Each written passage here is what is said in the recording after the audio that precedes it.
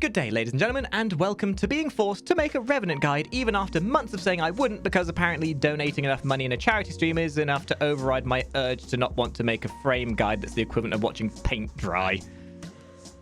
Otherwise known as a Warframe video. Charity is a powerful thing, helping those who can't help themselves. In a recent Twitch stream, we raised money for a ferret sanctuary, and in my utmost wisdom, I made the incredibly smart and well-informed decision to jokingly make an incentive that if I reached a certain goal, I would go against my better judgment and make a Revenant guide. On a serious note, although I personally find Revenant to be duller than a sack of bricks, he is in fact a very powerful frame. More so than people give him credence for, especially with all the buffs and tweaks over the years. With the ability to take advantage of enemy weaknesses, which in turn allows for very strong damage scalability, along with a well-balanced kit that not only encourages unique builds, that also reward ingenuity, but a kit that also just generally makes him very hard to kill across the board. Revenant allows a player to not only adapt to any enemy type on the fly, but also allows for versatile modding. Because let's face it, when your abilities adapt to the enemy for you, do you really need to worry about such things as modding? I mean, yes, but also no. I mean, I suck at making guides, don't I? Think of it this way. Revenant has two modes of play. When doing regular stuff, you'll be relying on putting doggy collars on your enemies and forcing them to watch anime with you by mind controlling them. Utilizing your 2 for survivability and stunning your enemies, whilst using your 3 for your mobility. This is the kind of mode where you're going to be relying on a bit more of a versatile modding semantic and just generally playing the game. Whereas his alternative mode will call for you to turn into a dainty ballerina and it basically turn into a destructoid spinning disc of doom. This mode allows you to be a damage dealer, where you can not only look super fancy, but also allows you to basically adapt to the enemy on the fly. And although when you rely on your 4, you are going to have a slightly different building semantic, you are going to see the difference in playstyle between focusing on one mode or the other. But no matter which mode you focus on, there's always going to be credence to using your other abilities just because of how scalability and adaptability works through the kit that he has. Revenant is obtained, initially, by gaining Observer rank from Quills on Cetus, and then you'll need to complete the Mask of the Revenant quest to get his initial blueprint. That quest then comes from the little kiddie Nakak that also used to be for the Plague Star. This then leads you to needing to do the bounties that you get from Konzu. And although the drop chances are okay, I mean, especially if you compare to the recent RNG antics that you have been pulling, you will find that the drop rates might require you to be farming this for a good couple of hours before you get all the components. Now for the crux as to why Revenant is so loved. His abilities. Starting with his passive, it's kind of bland. Revenant's passive grants him bonus damage to sentience, and I guess bring on the new war for that one, I guess. But the main thing to his passive is that when he loses all of his shields, he knocks enemies down. A pretty simple passive, a pretty basic one, but can provide a little bit of alleviation if you ever find yourself in trouble. Revenant's 1 is Enthrall. Much like a mind control ability that you'd see from frames like Nyx, Enthrall will, well, mind control an enemy. Said enemy will then attack other enemies. Enemies struck by the converted enemy will turn into Alpha Thralls. Alpha Thralls are converted to the cause of our spinny ballerina Revenant, and this mind control will only allow initially up to 7 instances of mind control of an Alpha Thrall. These mind controls will then last for 30 seconds. Now, when a mind control enemy dies, it will leave behind a pillar. This pillar acts as a tower of damage that will last for 10 seconds, dealing 1000 puncture damage to enemies within 2 meters, and it will also then shoot out projectiles dealing 1000 impact damage to enemies within the range, and that then also staggers said enemy. Now, enemies that are hit by the tower have a chance to be turned into Beta Thralls. These work similar to the Alpha Thralls, as aforementioned, but will not leave behind pillars upon death. These towers and pillars that you generate are kind of just complementary to a duration range build and help to control an area and spread your mind control, but are never really going to be the crux of your damage, just something complementary to your kit. Some things to note when using this ability is that it costs no energy when used on an enemy stunned by your Mesmer skin. Additionally, you gain much more of a benefit to resources stolen from your Reeve when passing through Thralls. Dealing radiation damage to enthralled enemies breaks the mind control, and killing Thralls with your 4 will leave behind pickups that will grant overshields. The augment for this ability is called Thrall Pact. A rather useful augment that grants 25% bonus primary weapon damage for each enthralled enemy, meaning with a max thralls, you'll be gaining 175% bonus primary damage. That is assuming you haven't modded for power strength. Power strength will not only increase the damage potential of this, but also increase the amount of thralls you can have active. Revenant's 2 is Mesmer Skin. This acts as a survivability mode for Revenant, reflecting up to 6 attacks back at the enemy for 100% of the damage dealt, and stunning said enemy for 5 seconds. In of itself, it's a very simple ability and doesn't really require much explaining beyond that.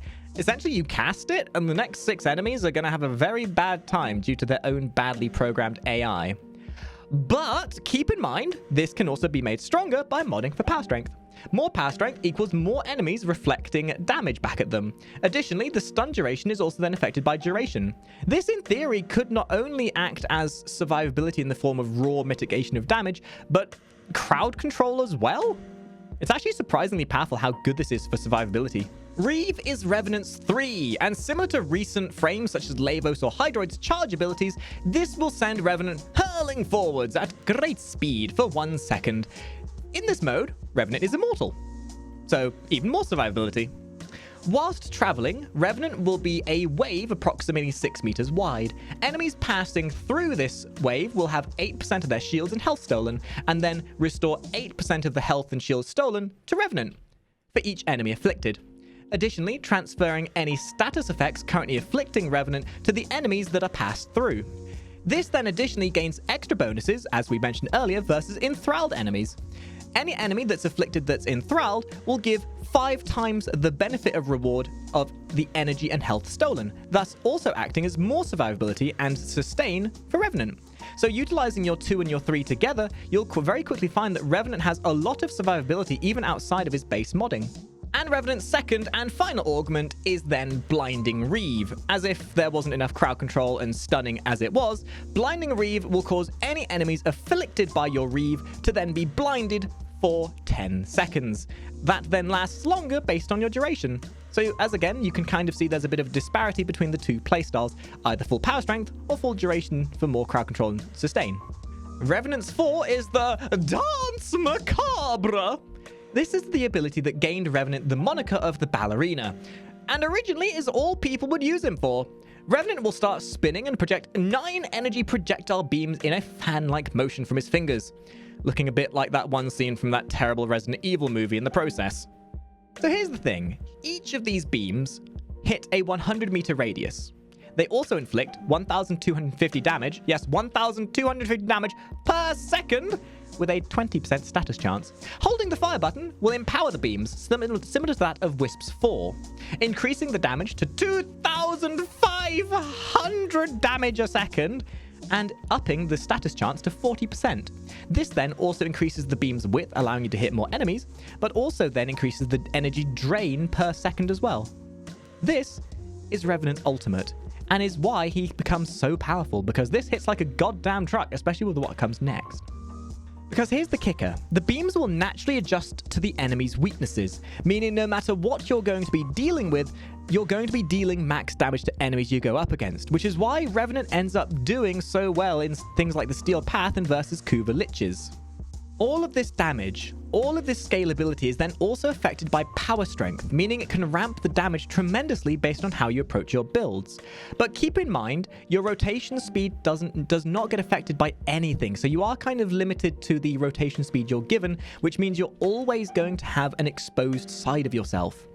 In turn, Revenant's 4 is an insane amount of damage, and even with subpar modding, allows you to have a frame that just deals insane amounts of damage, which for simplicity's sake can often be worth it more so than anything else. And in actual fact, the only negative thing that really comes with any of Revenant's kit is the sheer energy consumption. Most of your builds, even with good efficiency modding, means you're going to be using up your energy very, very quickly. So you kind of have to see Revenant's playstyle in one of two factors. You either play conservatively by using his 1, 2, and 3, or you blow your load as fast as possible by using your 4, dishing out as much damage as possible. There is a middle ground where you can rely on the synergy between your abilities to maintain yourself as much as possible with bursts of damage, but really it just comes down to figuring the way you want to play. This often leads to why people consider Revenant to be quite lethargic and boring to play, because there's no definitive yes way of playing him. There's no way of saying, this is how you must play him. It's based on how you want to go at it and the pacing of how you want to play. So when we look at the builds for Revenant, we got to remember the idea of KISS. Keep it simple, stupid. So with Revenant, you kind of want growing power for his aura spot. I didn't have the time to actually format that in, but any aura will work. Just take a personal preference. Growing power is a very big suggestion here. And as with any of the builds we make for these guides, remember, it's personal preference. Adjust things to your playstyle. Everything that I talk about here is just what I found worked for me. So the first build is a power strength build. Everything is power. Absolutely everything. You've got Augur Secrets, Intensify, Transient Fortitude, Blind Rage. You got Streamline to try and counter the sheer energy consumption you're going to be using. You then have Energy Conversion to try and even influence that damage more, and then Power Drift in your Extra slot. You've got Flow to try and give yourself as much energy as possible so that you can keep spinning for as much as possible, because this build is going to rely on spinning for as long as possible. And in terms of survivability, because of the amount of damage reduction you're taking anyway, and your 2 and your 3 keeping you alive, you don't need that much damage mitigation on him, but at least one survivability mod is always going to be good. So when it comes to survivability, use your personal preference, go with what you want to do.